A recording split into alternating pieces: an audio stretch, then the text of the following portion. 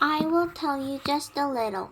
Poor Blossom, Uncle Henrik said, laughing, after dinner that evening. It was bad enough that your mother was going to milk her after all these 3 years, but Anna Mary, to do it for the very first time. I'm surprised Blossom didn't kick you.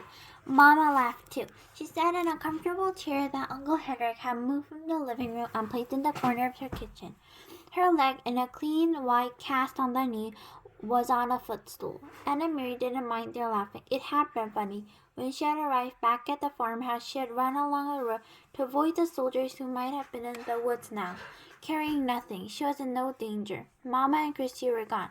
There was a note hastily written from Mamma that the doctor was taking her in his car to the local hospital, that they would be back soon. But the noise from Blossom, forgotten on milk, uncomfortable in the barn, had sent Anna Mary wearily out with the milking bucket. She had done her best, trying to ignore Blossom's irritating snorts and tossing head.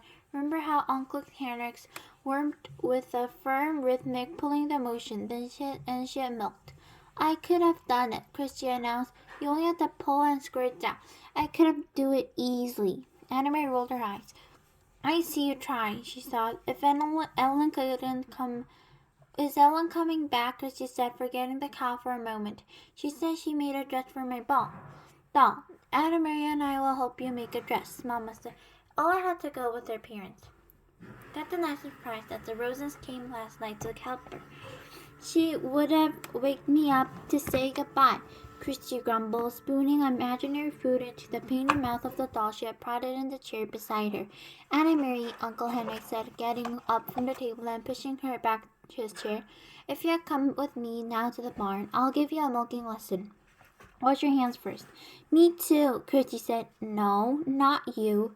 Too. And Mama said, not this time. I need your help here since I can't walk very well. You'll have to be my nurse. Christy is deciding whether to argue. Then she said, I'm going to be a nurse when I grow up, not a cow milker. So I'll have to stay here and take care of Mama. Following as usual by the kitten, Anna Mary walked with Uncle Henrik to the barn through the fine misty rain that began to fall. It seemed to her that Blossom shook her head happily when she saw Henrik, and she knew she would be in good hands again.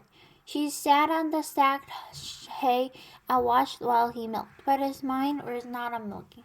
Uncle Henrik, she said, why are the Rosens and the others? I thought you were taking them to Sweden on your boat, but they weren't there.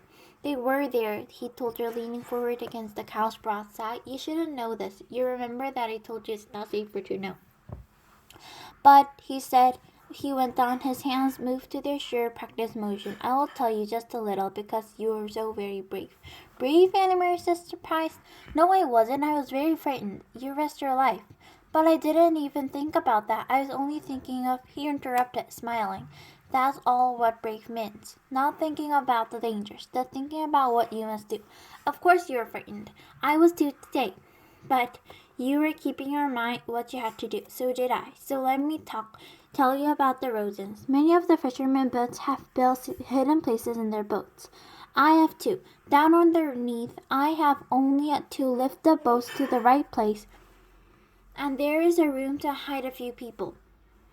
Peter and the others in the resistance who were from bring them to me, and the other fishermen as well. There are people who hide them and help the long way to Gaisley. Anna Mary startled.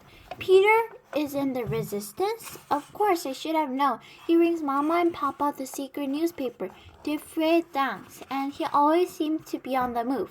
I should have figured it out myself. He's a very, very, very brave young man, Uncle Henrik said. There are. Anna Mary frowned, remembering the empty boat that morning. Where are the Rosens and the others? They are there then underneath when he brought them the basket. Anna Mary, Uncle Henrik nodded. I heard nothing, Anna Mary said. Of course not. They had to be absolutely quiet for many hours. The baby was drugged so that it wouldn't wake and cry. Could you hear me when I talked to you? Yes.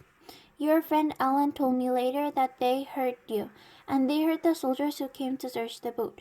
Soldiers came? I thought they went the other way when they stopped me.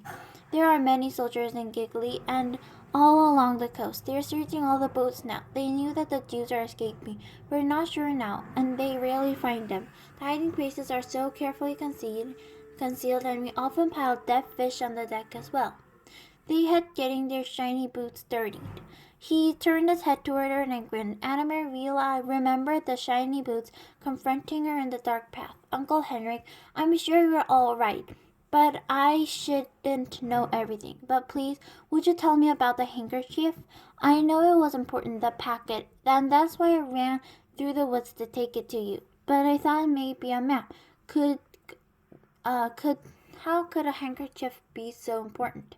He set the filled pail aside and began to wash the cows under with a damp cloth. Very few people know about this, Anna Mary, but the soldiers are so angry about the escaping Jews and the fact they can't find them. They have just started using trained dogs. They had dogs, the one who stopped me on the path.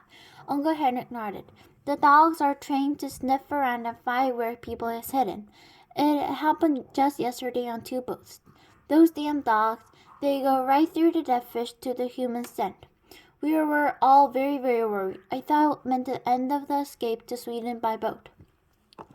It was Peter who had the problem to scientists and doctors.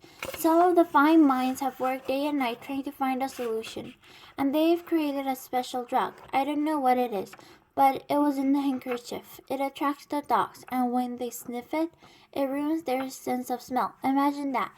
Anna realized how the dogs had lunged at her handkerchief, smelled it, and then turned away. Now, thanks to Peter, we'll have such a handkerchief each boat captain. When the soldiers board the boat, we'll simply pull out the handkerchief out of our pockets.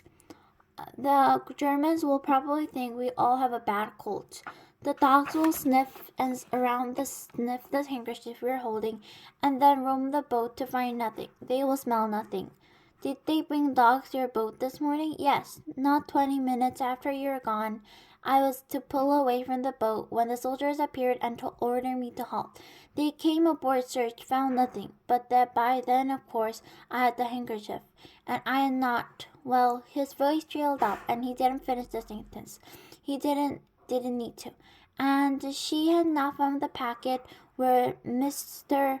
Rosen had dropped it, if she had not run through the woods. If the soldiers had taken the basket, if she had not reached the boat in time, all of this would whirled in Anna Mary's head. They are all safe in Sweden now? She asked. Are you sure? Uncle Henrik nodded and stood and patted the cow's head. I saw them ashore. There are people waiting for take them shelter. They are quite safe there. What if the Nazis invade Sweden? Will the Rosens have to run away? That won't happen. For reasons of their own, the Nazis want Sweden to remain free. It's very complicated. Anne-Marie turned to her friends, hiding under the deck of the Ingeborg. It must have been awful for them so many hours there, she murmured. Was it dark in the hiding place? Dark, cold, and very cramped, and Miss Rosen was seasick. Even though we are not on the water very long, it's a short distance, as you know, but they are courageous people, and none of them mattered when they stepped ashore. The air was fresh and cool in Sweden, the wind blowing. The baby was beginning to wake as I said goodbye to them. I wonder if I will see Ellen again, Anna Mary said sadly. You will, little one. You saved her life after all. Someday you'll find her again. Someday the war will end, and Uncle Henrik said, all wars do. Now then, he said, stretching, that's what the quiet and milking lesson, was it not? Uncle Henrik, Anna Mary shrieked, and then began to laugh. Look, she pointed, the god of thunder has fallen into the milk pail.